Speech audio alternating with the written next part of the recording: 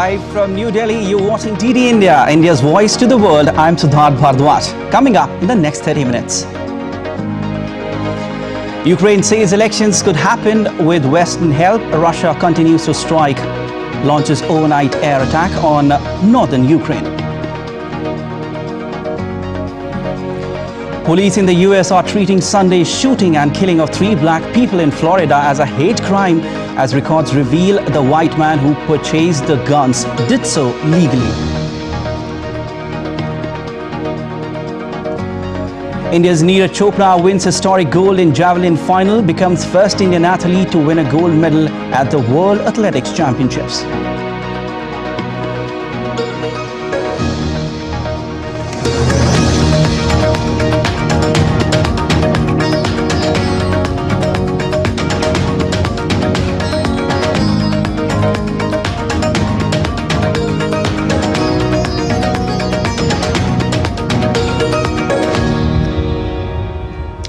Russia has launched an overnight air attack on northern and central Ukraine. Air defenses were activated, with officials reportedly downing 4 cruise missiles.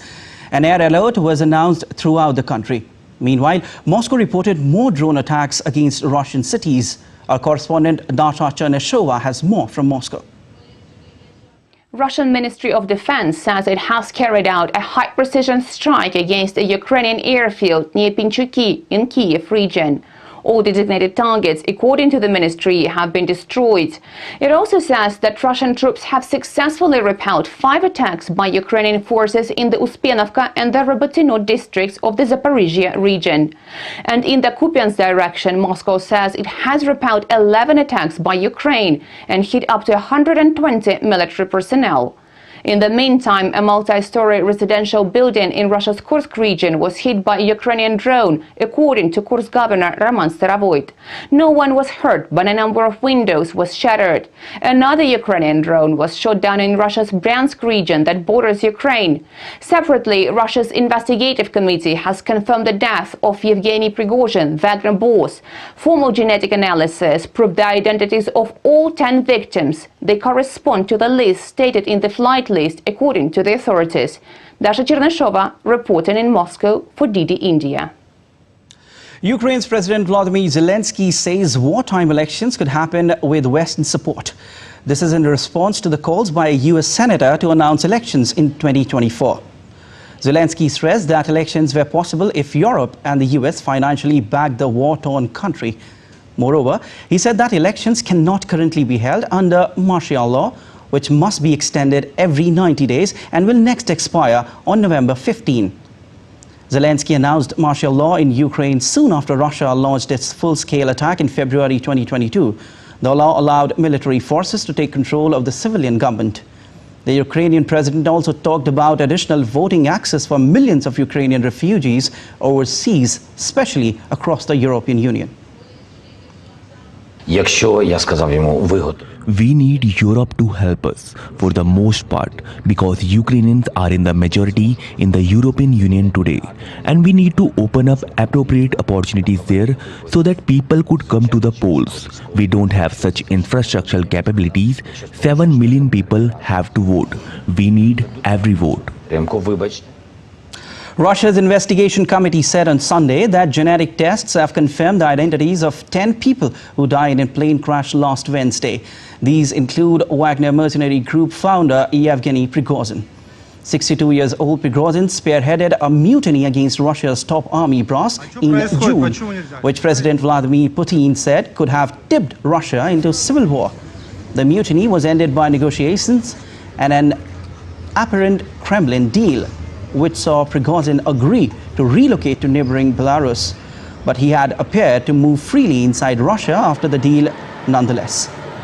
Prigozhin's mutiny was Russia's first armed insurrection since the Chechen wars decades ago.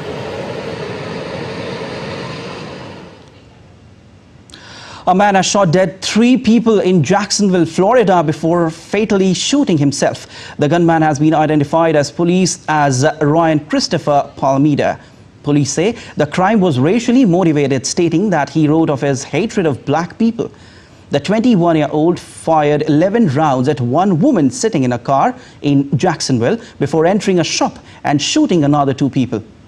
Jacksonville Sheriff T.K. Waters said all 3 victims, 2 men and a woman, were black. Local law enforcement said that the shooter brought his guns legally and had no criminal history. The shooter killed 3 people before turning the gun on himself, taking his own life. We are not identifying the deceased victims at this time, but I can tell you that there are 2 male victims and 1 female victim. All of the deceased victims are black. The shooter had authored several manifestos, one to his parents, one to the media, and one to federal agents. Portions of these manifestos detailed the shooter's disgusting ideology of hate. Plainly put, this shooting was racially motivated and he hated black people. To express their grief, many people have taken part in a vigil for the Jacksonville shooting victims. A church held a prayer vigil to remember the lives of those killed in Saturday's shooting and to encourage a hurting community during a difficult time. For these residents that did not deserve what happened. They didn't deserve this. We cannot have someone come from another county and shoot up this community. It ain't no black on black crime. It's a hate crime. Let's take a look at other stories making news today. Security forces in Manipur recovered 11 arms and 216 ammunition in search operation on Sunday. The combined teams of state police and central security forces are making all efforts to recover the arms and ammunition that were snatched or taken away from the state police during violence in the state. Manipur police informed that several checkpoints have been installed in different districts, both in the hill and the valley, adding that as many as 1,405 people have been detained from different districts over security violation. At least 10 people are dead and 8 others are injured after a massive blast at an illegal firecracker factory in the eastern Indian state of West Bengal, which tore the roof off the building. Authorities say 3 of the wounded are children, with the district magistrate vowing to crack down on people involved in illegal explosive schemes.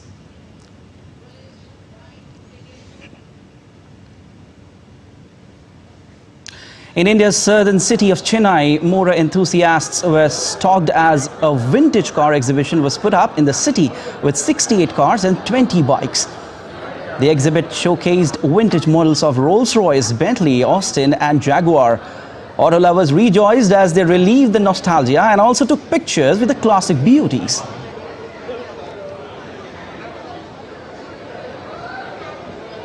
Still to come on this edition of DD India Live. Residents of the Florida Panhandle are bracing for tropical storm Idalia with fears it could strengthen into a hurricane, with authorities warning people to finish preparations by Monday night. India's top science advisors are set to discuss the country's pressing development issues when they hold a roundtable event later on Monday. One of the biggest financial programs in India, PM Jan Dhan Yojana, reaches a major milestone. More than 500 million people have now joined the financial inclusion plan.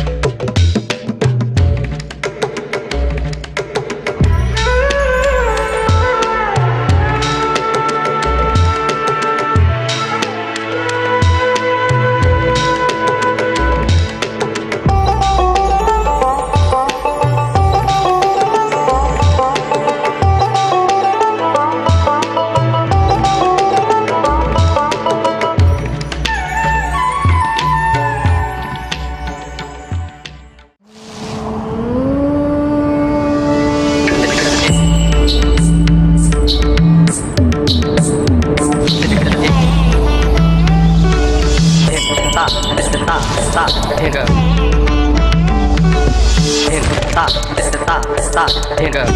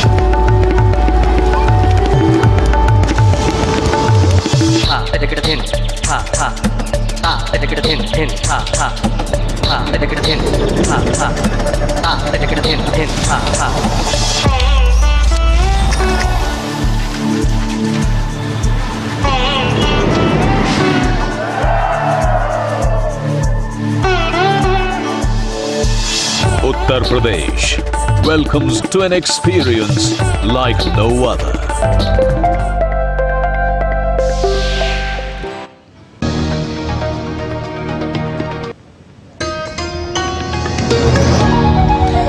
You're watching DD India Live. I'm Siddharth Bharadwaj. Now, residents from the Florida Panhandle are being warned to begin storm preparations. Now, with fears, tropical storm Idalia, which developed in Caribbean, could strengthen into a hurricane. It's expected to bring high winds and storm surges to the region later this week, with Florida's governor having this to say to those living there. Now, with respect to Tropical Storm Idalia, it is currently 80 miles off the coast of Cozumel with 35-mile-per-hour winds. It will become a hurricane by late Tuesday afternoon. Landfall is currently expected along the Big Bend region on Wednesday, and it could arrive at the state of Florida as strong as a Category 2 hurricane.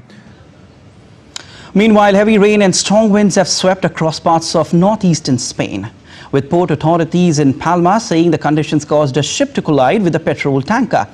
In other parts of the country, streets are flooded and trees have been torn down, with buildings also damaged from flying debris.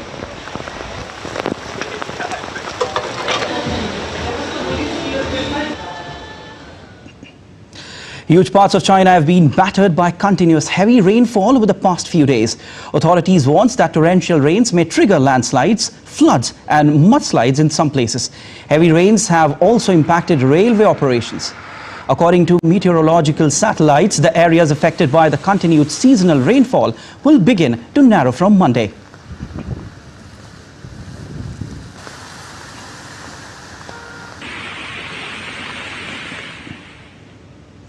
China has a 4-tier weather warning system, with red representing the most severe warning, followed by orange, yellow and blue. Since Friday night, Hennan's Zhoushan city has been suffering from heavy rains. As the rain continues, staff of local authorities have been dispatched to check the operation of drainage facilities so as to prevent waterlogging and ensure smooth transportation. In Fengji county of southwest China's Chongqing municipality, rivers have been swelling since Friday due to rainstorms. At around 20:30 of Saturday, which is 8:30, the water level on the Huangjing Reservoir in Fengji County reached the warning stage. Then the reservoir started to discharge flood water. To make sure the safety of people living in the downstream areas, the local authorities had evacuated those residents in advance. The heavy rains have impacted the railway operation. To help passengers have an orderly journey, the local railway department has strengthened inspection on railway facilities, as well as made adjustments on schedules by suspending trains or marshalling extra ones. Railway stations also have adopted more measures to make it convenient for passengers to reschedule or get refund by releasing suspended trains in real time, opening more counters and deploying more staff members for inquiry. In Sri Lanka, the 10-day-long annual Kandi Isala Perhara, or Festival of the Tooth, is being celebrated with religious devotion at the temple of the sacred tooth relic in Kandy. The tooth relic of Lord Buddha is a connecting link between India and Sri Lanka, where it is being worshipped as the living Lord Buddha. We have a report from a special correspondent. The annual Candi Isela Perahera is being celebrated with devotion at the temple of the Sacred Tooth Relic or the Dalada Maligava in Sri Lanka's Kandy. The Sacred Tooth Relic, which is believed to have mystic powers, was brought from India roughly in the 4th century CE, and since then it is being worshipped in Sri Lanka as the living Lord Buddha. Devotees have reached Kandy to catch a glimpse of the tooth relic during the 10-day-long annual Perahera. As per some accounts, the Perahera concept became popular during the reign of Emperor Ashoka.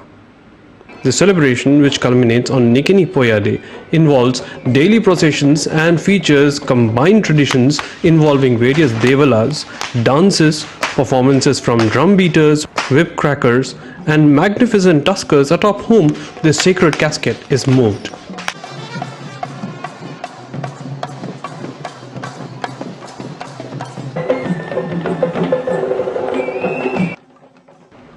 At an auspicious time, the shrine room is cleaned and the casket holding the relic is moved with utmost veneration.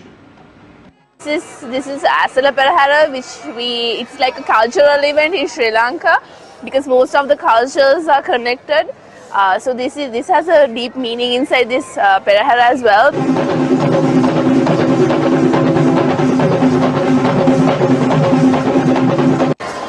The Festival of Tooth, or Candi Isela Perahera, is the most apt symbol of the shared heritage of Buddhism that binds India and Sri Lanka. The sacred tooth relic of Lord Buddha that was brought from India has been integral to the devotion of people, and this devotion is best seen through this Perahera. For DD India, Ahmed Moin Faruqi from Kandy. In a first of its kind, Chandrayaan-3 profiled the temperature of soil on the moon's south pole. The Indian Space Research Organisation shared the updates of the observations. It said the temperature could be somewhere around 20 degrees centigrade to 30 degrees centigrade on the surface, but it is 70 degrees centigrade. The observation was made with the help of the Chaste or Chandra's surface thermophysical experiment payload on board its Vikram lander. The observations present an analysis of the soil at the lunar south pole along with the temperature fluctuations up to 10 centimeters beneath the surface.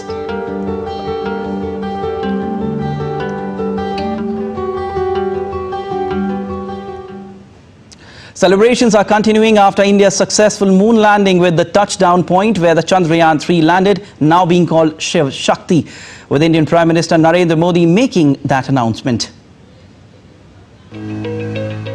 चंद्रमा के जिस स्थान पर चंद्रयान 2 ने अपने पदचिन्ह छोड़े हैं, वो पॉइंट अब तिरंगा कहलाएगा।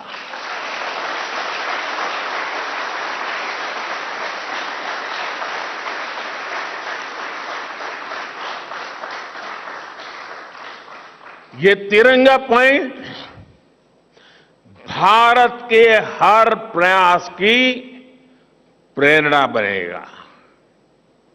ये तिरंगा पॉइंट हमें सीख देगा कि कोई भी विफलता आखिरी नहीं होती और जहां पर चंद्रयान 3 का मून लैंडर पहुंचा है, वो स्थान आज से शिव शक्ति पॉइंट कहलाएगा। This was a historic announcement when Prime Minister Narendra Modi reached ISRO and bowed down to India's knowledge, science and research tradition. Naming the spot where Chandrayaan-3 landed as a Shiva Shakti and the area on the moon where Chandrayaan-2 left its footprints as Tiranga is a reflection of our timeless heritage, our tradition and our development. This is the evidence of the emergence of a new India, at the root of which is the deep knowledge of the ancient sages. हमारे ऋषियों ने कहा है, येन कर्माण्य पशो मनीषिणो यज्ञे कुण्वन्ति विद्येषु धीरः यत्पूर्व यक्षमन्तः प्रजानां तन्मे मनः शिव संकल्पम अस्तु। अर्थात जिस मन से हम कर्तव्य कर्म करते हैं, विचार और विज्ञान को गति देते हैं और जो सबके भीतर मौजूद है, वो मन शुभ और कल्याणकारी संकल्पों से जुड़े। In his address to ISRO scientists, the Prime Minister taught the new generation a lesson that it should be proud of its ancient heritage as well as preserve and promote it. मैं चाहता हूं कि भारत के शास्त्रों में जो खगोलीय सूत्र है, उन्हें साइंटिफिकली प्रूव करने के लिए, नए सिरे से उनके अध्ययन के लिए नई पीढ़ी आगे आए। ये हमारी विरासत के लिए भी जरूरी है और विज्ञान के लिए भी जरूरी है। Under the leadership of Prime Minister Narendra Modi, India is moving forward with impressive strides in science, technology, and modern development while preserving its ancient faith, cultural, and spiritual heritage. The period after 2014 is witness to the rise of cultural nationalism in India. With the mantra of Sabka Saath, Sabka Vikas, the campaign to proudly restore the ancient glory of the country is in full swing. We got a glimpse of India's pluralistic culture when Sangol, a historical symbol of Tamil culture, was installed in the Temple of Democracy. The new Parliament House is not just a building, but an attempt to connect our history, cultural heritage, tradition and civilization with modernity. The walls of the new parliament are decorated with the symbols of Indianness. The conch shape of the Bharat Mandapam, dedicated to the nation recently, and the configuration of its Panch Mahabhutas gives the world a new understanding of ancient culture. The passing of the National Research Foundation Bill in the last Parliament session, the promotion of mother tongue in the new education policy, the promotion of yoga, Ayurveda and Ayush illustrate how India is progressing through knowledge, science and research by cherishing its heritage. With Ashwini Mishra, Rahul Singh reporting for DD India. The second and final G20 Chief Science Advisors Roundtable is taking place in the western state of Gujarat under India's presidency on Monday. The Chief Science Advisors will address issues related to scientific research, technology development and its deployment. Delegates visited the Modhera Sun Temple for the cultural programs on Sunday. India also held bilateral meeting with Saudi Arabia, Australia and the UK on the sidelines of the second meeting of G20 CSR on Sunday. The delegations discussed key shared priorities.